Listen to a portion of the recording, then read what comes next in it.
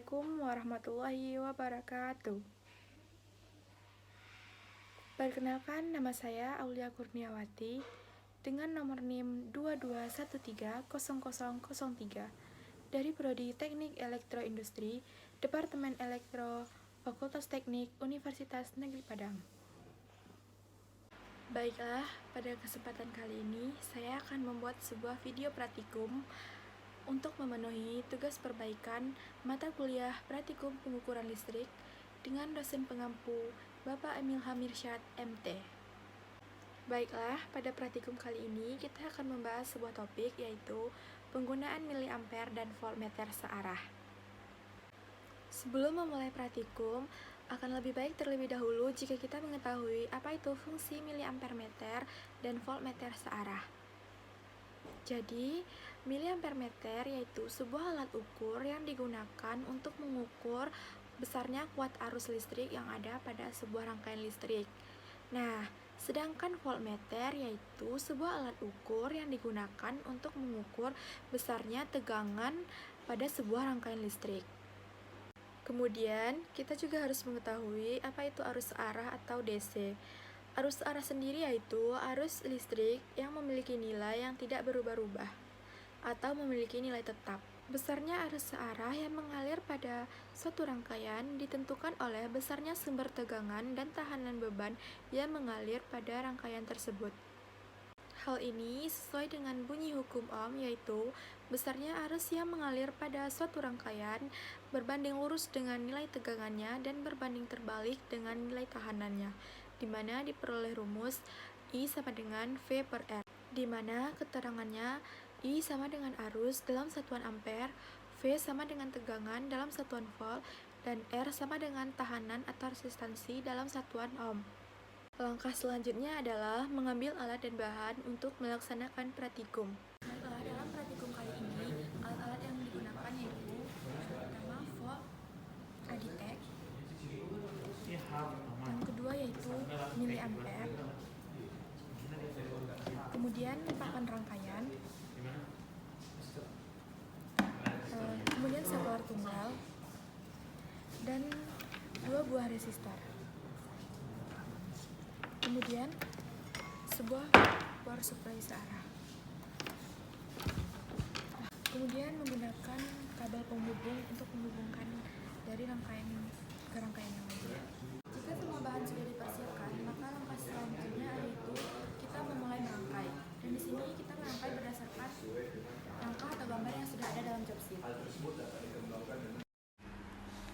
Langkah selanjutnya adalah merangkai alat dan bahan yang sudah disediakan seperti pada gambar rangkaian yang sudah ada pada job sheet. Di sini rangkaian dimulai dari power supply sebagai tegangan sumber, di mana positif power supply dihubungkan ke saklar, keluaran saklar menuju positif miliampere, keluaran miliampere masuk ke papan rangkaian yang dihubungkan secara paralel dengan voltmeter, dan keluaran dari papan rangkaian itu menuju negatif power supply.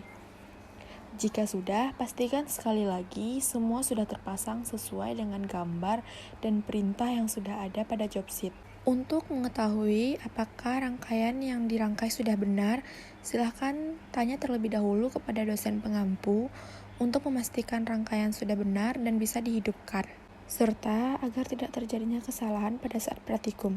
Langkah selanjutnya yaitu membuat rangkaian, di mana masukan dari power supply itu kita masukkan ke saklar, keluaran saklar masukkan ke miliampere, dan miliampere ke positif rangkaian, dan positif rangkaian itu paralel dengan volt, dan keluaran volt itu di keluaran rangkaian, dan keluaran rangkaian menuju negatif power supply. Hidupkan power supply dan atur tegangan power supply menjadi 6 volt.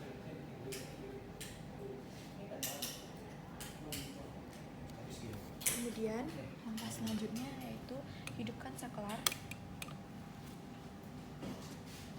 dan lihat menunjukkan pada miliampere. Kemudian lihat menunjukkan nilai pada volt.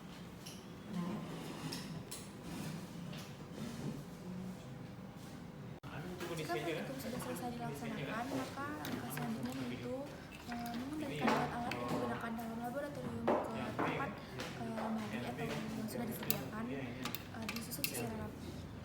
Kemudian, catat hasil pengukuran pada saat melakukan praktikum. Jika hasil pengukuran sudah dicatat, maka langkah selanjutnya adalah mencari analisa data. Analisa data sendiri yaitu langkah penelitian kegiatan yang dilakukan pada saat praktikum dengan cara mencari data yang diperlukan untuk melihat hasil pengukuran apakah sudah pas dan benar dengan data yang sudah ada. Di sini diketahui nilai E dan R. Maka untuk mencari R total itu rumusnya R paralel di mana 1/RP. Sedangkan untuk I total itu rumusnya sama dengan E per R total. Dan untuk mencari VAB itu rumusnya adalah I total dikali dengan R total. Dan untuk mencari nilai I1 sama dengan VAB per R1. Dan untuk I2 sama dengan VAB per R2. Jika analisa data sudah didapatkan, maka bisa disesuaikan dengan hasil pada tabel pengukuran pada saat melakukan praktikum. Jika terdapat nilai yang berbeda, hal itu bisa disimpulkan karena adanya drop tegangan. Drop tegangan yaitu besarnya tegangan yang hilang pada suatu penghantar yang bisa terjadi oleh beberapa faktor. Hal itu dapat terjadi karena adanya kesalahan pada saat pembacaan alat ukur maupun kesalahan karena kabel yang tidak terpasang kuat atau pas pada rangkaian sehingga mudah longgar. Semoga apa yang dilakukan dari awal video dan hingga akhir tadi mampu memberi pengetahuan dan penambahan ilmu mengenai penggunaan miliampere meter dan voltmeter searah kepada kita semua. Hanya ini yang dapat saya sampaikan, semoga bermanfaat untuk diri saya sendiri dan semua yang mendengarkan video ini. Sekian dari saya, Assalamualaikum warahmatullahi wabarakatuh.